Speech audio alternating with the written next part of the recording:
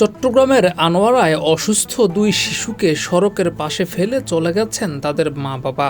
সন্ধ্যায় কনকনে ঠান্ডায় কাঁপতে থাকা দুই শিশুকে উদ্ধার করে নিজের বাড়িতে আশ্রয় দেন সিএনজি চালক মাহিমুদ্দিন। পরে প্রশাসনের সহায়তায় শিশু দুটিকে হাসপাতালে ভর্তি করা হয়। রোববার সন্ধ্যায় উপজেলার বারখাইন ইউনিয়নের মাজারগেট এলাকায় সড়কের পাশে বসে থাকা অবস্থায় শিশু দুটিকে উদ্ধার করা হয়। উদ্ধার হওয়া শিশুদের মধ্যে মেয়েটির বয়স 4 বছর এবং ছেলেটির বয়স 2 বছর।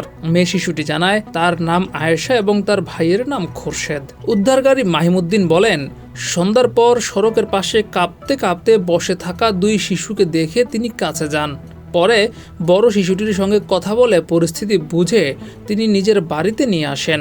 মাহিমুদ্দিনের স্ত্রী শারমিন আক্তার বলেন, দুই শিশুই অসুস্থ এবং ছোট শিশুটি প্রতিবন্ধী। রাতে গরম পানি দিয়ে গোসল করিয়ে খাবার খাওয়ানোর পর তারা কিছুটা স্বস্তি পায়। দুই শিশুটিকে হেফাজতে নেওয়ার পর এখন তাদের মা বাবাকে খুঁজছে পুলিশ। ডেস্ক রিপোর্ট, যুগের চিন্তা।